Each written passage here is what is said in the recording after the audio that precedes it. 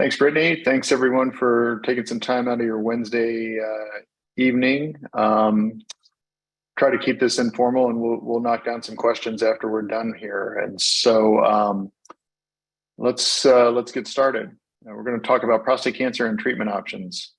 Here's where to find me if you want to ask more questions or make an appointment.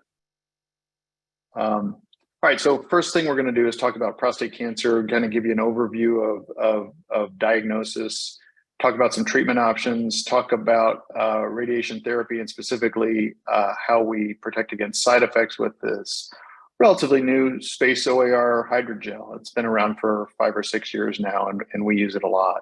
So we'll get to that in a little bit.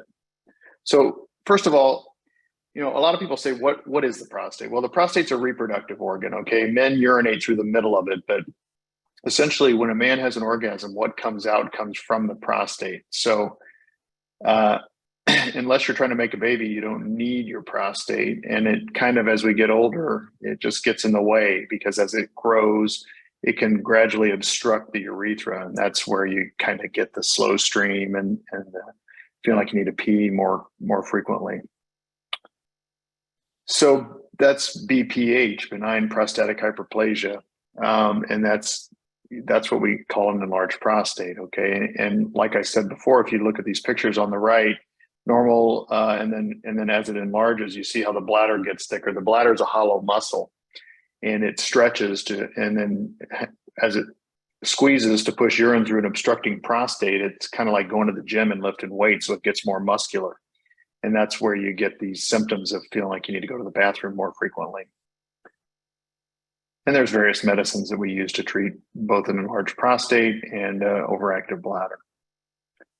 But having an enlarged prostate doesn't mean you're at a higher risk for prostate cancer. Prostates are kind of like shoe sizes. Everybody has a different size one. And believe it or not, it's kind of hereditary. So if your dad had a big prostate and had urinary trouble, there's a pretty good chance you're going to have a similar sized prostate. I think most people know that prostate cancer is the most common, if you take out skin cancer, it's the most common solid organ malignancy in men. However, we're really good at treating it. And the 5-year survival rates are 98%, so most guys do well for a long time.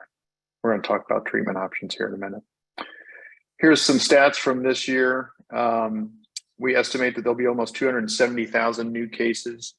And unfortunately, even though we're really good at treating it, 34,000 some men will die of prostate cancer. Like I said earlier, 5-year relative survival rate for localized prostate cancer is 99% and 98% if you combine all stages. So like I said, everybody does well for a long time. 1 in 8 men in their lifetime will be diagnosed with prostate cancers. So age has a lot to do with it. As we age, your chances go up. And in fact, 50% of 90-year-olds have prostate cancer. We know that from autopsy series. They did some autopsies on some 90-year-olds in New York City that died of other causes, natural causes. And about half of those guys had an occult prostate cancer. About half the prostate cancer cases we diagnose are in men over 65. Genetics play a big role. If you have a first-degree relative, a father or a brother that has it, your chances go from 1 in 8 to about 1 in 4.5. So almost double the risk. African-American men, about almost twice as likely to get prostate cancer as Caucasian men. And Latino and Hispanic men, we don't think they have a much higher risk, but due to some access to healthcare, are less likely to get treatment. And epidemiological studies haven't really been able to pinpoint a whole lot. We do know that certain occupations like firefighters who have some chemical exposures have a higher risk of prostate cancer. If you have prostatitis and this chronic inflammation, that can cause it. Sexually transmitted diseases may increase your risk factor. Okay, so when do we recommend getting screened? Okay, screening is important. As we all know, everybody gets their colonoscopy when they turn 50, but really, if you're at high risk and your dad or your brother has prostate cancer, you probably ought to get your first PSA at 40. For African-American men, we say 45, or again, if you have a family history, certainly by 45. We're starting to get into more genetic testing, and we'll talk about that here in a second. And then for the average guy with no significant risk factors, we say PSA at 50. And screening is the most common way we detect this, okay? And how do we screen? Well, PSA, prostate-specific antigen, that's a blood test, okay? Every guy that has a prostate has a PSA level, and there's normal ranges and abnormal ranges. The gold standard for PSA levels is 4.0, but I think if you're under 50, it should be less than 2.5. And then a digital rectal exam, we feel for the prostate's just inside the anus, and so we're feeling the back of the prostate, and that's where about 75% of prostate cancers occur. And so we're feeling for irregularities on the surface of the prostate. If the PSA or the exam is abnormal, then sometimes we'll get an MRI. MRIs are becoming a lot more popular in the sort of the diagnosis and monitoring of early stage prostate cancer. And insurance companies are getting more accustomed to paying for it, which was a big deal a few years ago. We do genetic testing for men that are at high risk, but usually not before diagnosis. When they're diagnosed with a high risk prostate cancer, genetic testing can help us determine how they're going to respond to certain forms of therapy. And then non-screen detected prostate cancer would be if you come in with pain, blood in the urine, urinary obstruction. That's usually a pretty bad omen, meaning that it's probably been there for a while and may be somewhat advanced. Unfortunately, prostate biopsy is still really the only way we have to confirm the presence and then also the severity of the prostate cancer. So we get a lot of information from a biopsy. Okay, it tells us how much cancer is there. I drew a little picture. I don't know if this will show up, but it's not going to show. Anyway, we take 12 biopsies in a template. Okay, so we divide the prostate into a grid and then take 12, 6 on each side to sample the prostate. And that's a pretty good way to thoroughly sample the prostate. Obviously, depending on the size, if you have a huge prostate, you're sticking 12 needles in an orange versus sticking 12 needles in a lime. That's going to be a lot different level of detection. But regardless, we have to get some tissue. That, if there is cancer there, that'll give us the Gleason score. And the Gleason was a pathologist, and he came up with a grading system to communicate the level of aggressiveness of the tumor to the clinician. And it's on a scale of 1 to 5. 1s and 2s are basically negative. We almost never see 1s and 2s. So it's really 3, 4, or 5. And then you get 2 numbers, the most common and then the second most common cell type. And that leads to the Gleason sum. We kind of put that together with PSA, clinical imaging, genomic testing, volume of tumor, and that kind of comes up with an overall sort of risk stratification. The TNM staging also gives us more prognostic information. So here's another thing about the Gleason score. Okay, so less than 7, which is really mostly 6, is considered low or very low risk. And if your PSA is less than 10 and you have 1 needle of Gleason 6 prostate cancer, that's considered a very low risk category. Okay, and I use the NCCN, the National Comprehensive Cancer Network, to prognosticate based on risk categories, risk stratification. So intermediate grade is Gleason 7, and within 7 you have 3 plus 4, which is mostly 3 and a little bit of 4, and 7, 4 plus 3, which is mostly 4 and a little bit of 3. So it's the most common and then the second most common number. And then high risk is Gleason 8, 9, and 10. And so, some Gleason 3 plus 4s will monitor. Most Gleason 3 plus 3s, we will do active surveillance. And that's, I think, the next slide. So we'll talk about that here in a second.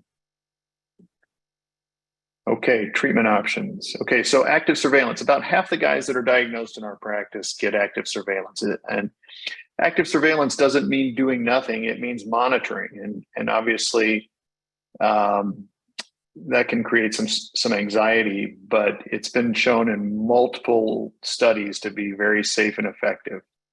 And I'll talk a little bit more about it here in a second. As far as treatment options, it tends to come down to surgery versus radiation. There's some other sort of newer therapies, cryotherapy, HIFU, high intensity focused ultrasound, and immunotherapy and targeted therapy. That's for more advanced prostate cancer.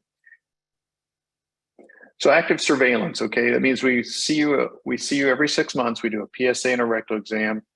I do an MRI at 6 months to make sure that we didn't miss an area of the prostate. Okay, so MRIs look for differences in tissue densities and the way they handle take up and diffuse contrast, and then they come up with a grading system on levels of concern. And obviously, there's no side effects because we're not really actively treating it. So you can avoid general anesthetic, you can avoid hospitalization. What we really know is that about 2/3 of these never progress, or at least at about 5 to 7 years don't progress. And about 1/3 of these will progress. And so the goal is to not over-treat guys, but yet capture the ones that are going to progress so we can treat them. So again, this has been shown in multiple studies to be very safe and effective. And you're just kind of trying to pick your treatment window. Okay, surgery is in the form of a radical prostatectomy, and that means removing the prostate. We used to do these open, but for about the last 15 years or so, we've done most of these robotically, and about 98% of prostatectomies these days are done with a Da Vinci robot, which is basically a sophisticated laparoscopic instrument that gives us little bitty hands in there to get down into a very tight space. You're kind of trying to work on a golf ball in a hole about this big. So it's really designed for this operation, and it really is a pretty elaborate and elegant operation that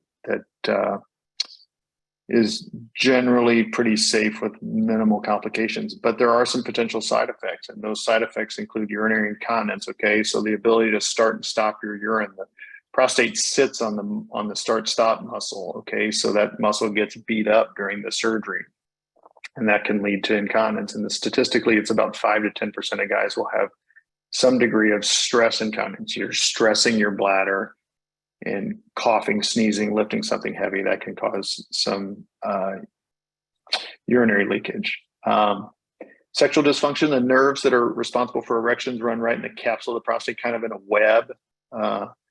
And those nerves get stretched and pulled during the surgery, and that can lead to some temporary and possibly some permanent erectile dysfunction. Certainly there's ejaculatory dysfunction after a prostatectomy because we're taking the ejaculatory parts out. So you can still have a climax where you get that rhythmic contraction of the pelvic floor, but nothing comes out because we've taken all the parts out. And obviously there's no loss of fertility. Most guys in their 50s are happy to lose their fertility, myself included. Okay, radiation therapy. Okay, that in 2022, that is in the form of external beam radiation. Intensity modulated radiotherapy is one variety of external beam radiation. Okay, and you've heard about proton beam and stereotactic and cyberknife and all those things. Those are all different types of external beam radiation. Okay, there's no anesthesia, no stay in the hospital. It's non-invasive. Still has some potential sexual and urinary side effects, but less. And we're going to talk about a way to prevent that. Because the rectum is stuck to the back of the prostate, if you just go in and radiate the prostate, you can radiate, you're radiating the back part of the prostate, and you're kind of radiating the front wall of the rectum. And so that can lead to diarrhea, rectal urgency, feeling like you need to have a bowel movement, blood in the stool. Fortunately, those are pretty rare. Brachytherapy, I left this slide in here for more historical interest. We don't really do this anymore. That's a seed implant, radioactive seed implant.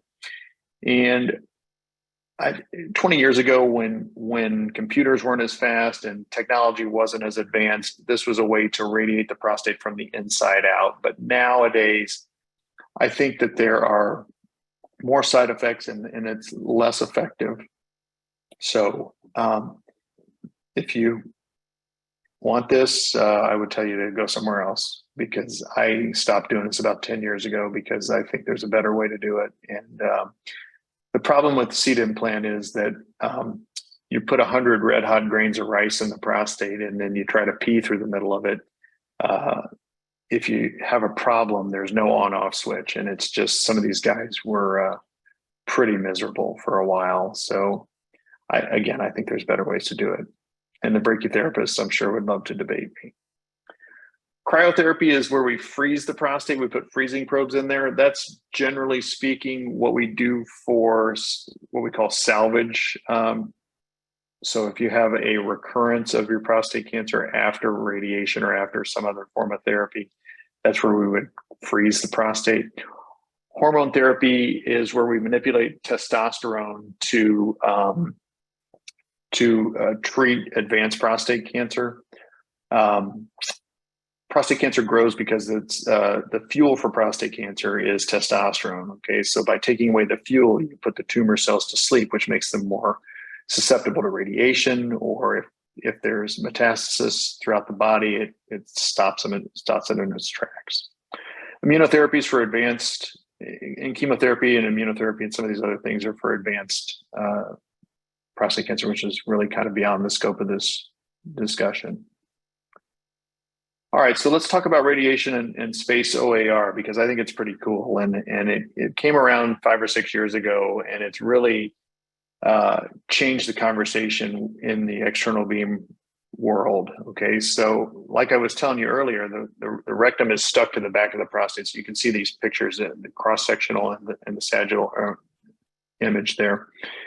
And you can see the rectum is right in the back of the prostate.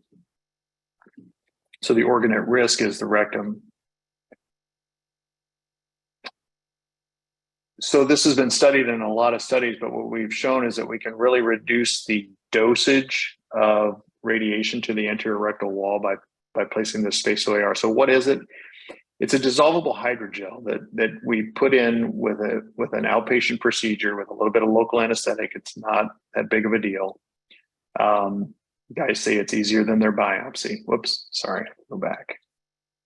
Guys say it's easier than their biopsy. And we put it in, and it stays there for 3 months, and it starts to break down at 3 months, and it's completely gone at 6 months. So it's absorbed by the body.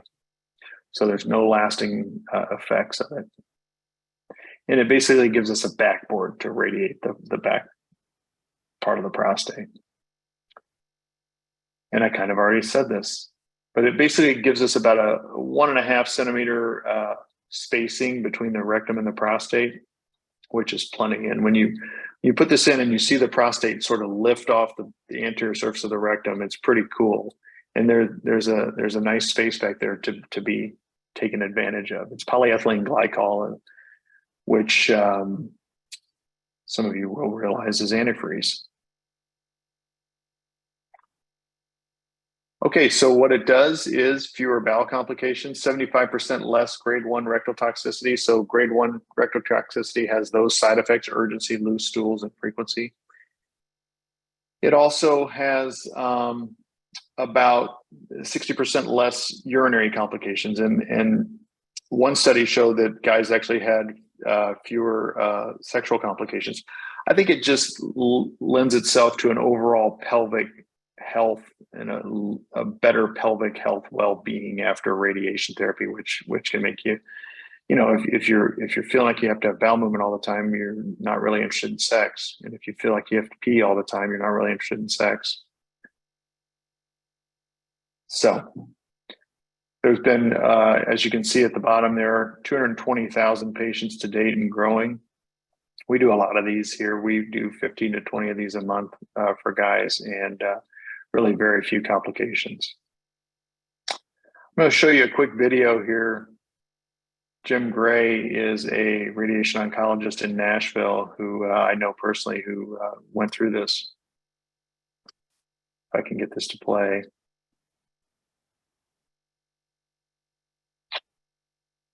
Brittany, any ideas? I'm trying to get this to play.